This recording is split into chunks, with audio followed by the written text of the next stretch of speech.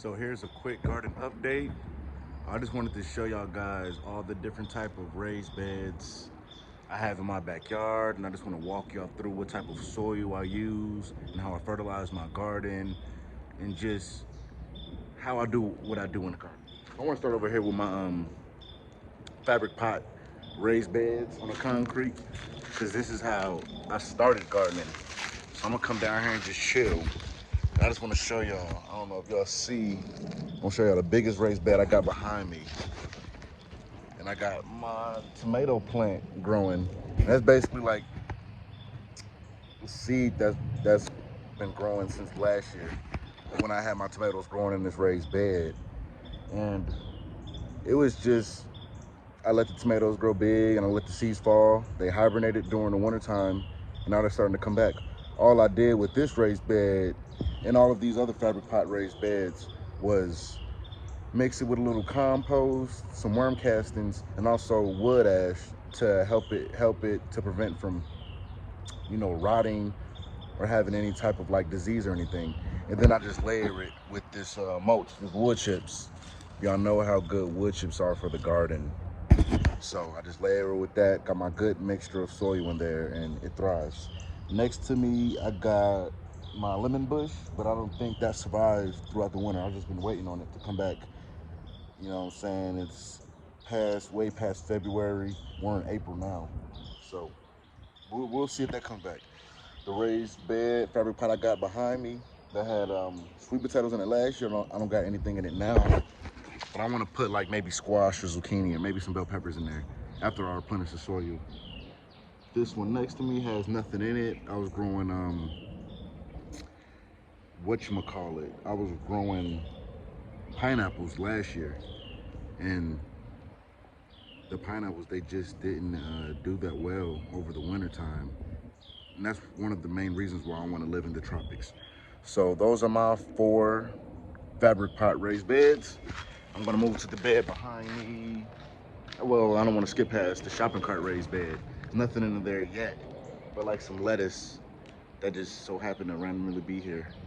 So I'm gonna keep that lettuce until I figure out what I want to put in there. Maybe something like peppers, bell peppers, because I eat a lot of bell peppers and squash. And this baby's basically like built like a hugelkultur bed. And hugelkultur is basically like layers of materials. So the bottom layer, I have logs. The third layer is compost. Then the top is soil, worm castings, peat moss, whatever type of soil that you like to use. And that just, you know what I'm saying, keeps the soil nice and moist. That compost keeps it nice and moist. And then over time, the logs will break down and turn to soil.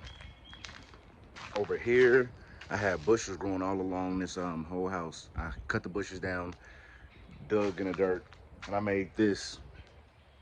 And I replaced it with soil, and I made this my raised bed for sunflowers and okra, which I also seed bombed. Well, not this side. These sunflowers, they came back from last year. You know what I'm saying? Also, dropping from the head, hibernating during the wintertime, and just coming back. So I don't have to do anything to that. On this side, I have the okra. I think I got like one seed. I'm not sure if y'all can see that, but I only had one seed grow. I'm still waiting on more seeds on this side from the okra to come up. This side of this fence, I have blueberry bushes, 2 blueberry bushes. They're producing nice and well. I got all my tomato cages behind me. I got about like 20 tomato cages because I grow tomato trees. I don't grow regular tomato plants. And in this bed in front of me, I had more peppers. As y'all see, I really love my peppers. I want to talk about these hugelkultur beds I have. And this is a popular form of gardening. As y'all see, they just look like 2 piles of dirt. But actually, like I explained earlier, these beds consist of logs on the bottom, compost in the middle, and then soil on top. And then I also have my wood chips to cover them once the plants do start coming in. And as y'all see, I have one little plant. These are my cantaloupe and honeydew melon, one or the other. And I got 2 of them. And once they get nice and big, I'm gonna cover it with I mean, what is this called again? Y'all help me out. What is this called? Oh yeah, this is my tree bark, my mulch. So I got 2 beds just like that, 2 Hugelkultur beds, and I'm just gonna put my melons on these beds because melons do better on a hill. So, honeydew melon and watermelon on that, and I'm gonna just let the watermelon trickle down the hill and do their thing.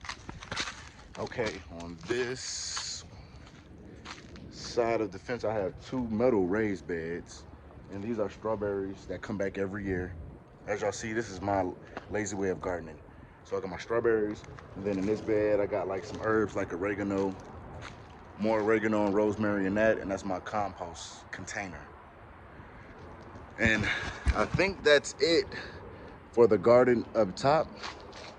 Now I want to move to my fruit trees. I want to show y'all all the fruit trees I have, because that's what and these were some blueberry, these were some pepper bushes, ghost peppers that I grew from last year. I don't think they're coming back either. So I gotta take that up and replenish the soil. But I got an apple tree. Keep the apple tree right in front of my door. And I believe this is a pear or orange tree. So that's those, and they're only like 3 or 4 years old. So I keep them up there with me so they can get a little bit bigger to put them in the ground. I want to show y'all my fig tree. Boom. As y'all can see, the figs only have 1, but they produce so much, as y'all see. All the figs up there. Y'all see all the figs. So that's 3 fruit trees. I want to show y'all my peach trees. Let me go all the way around. All the way around town.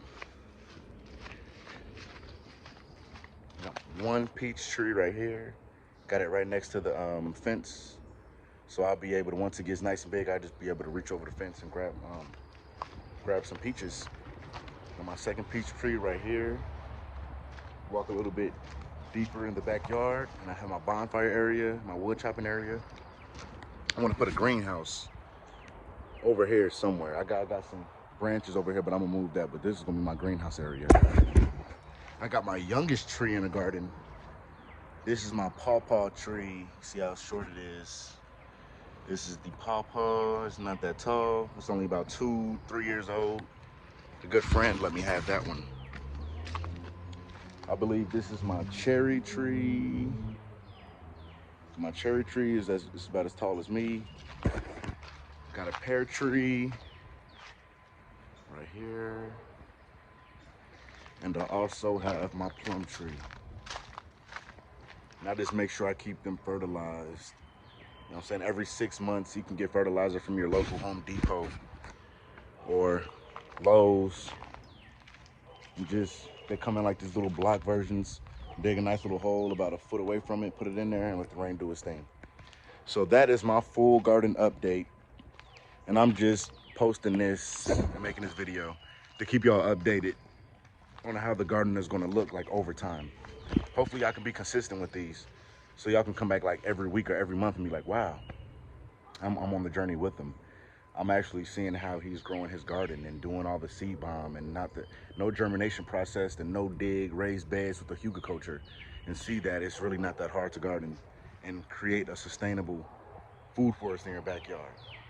So that's my video for today, y'all. I'm at.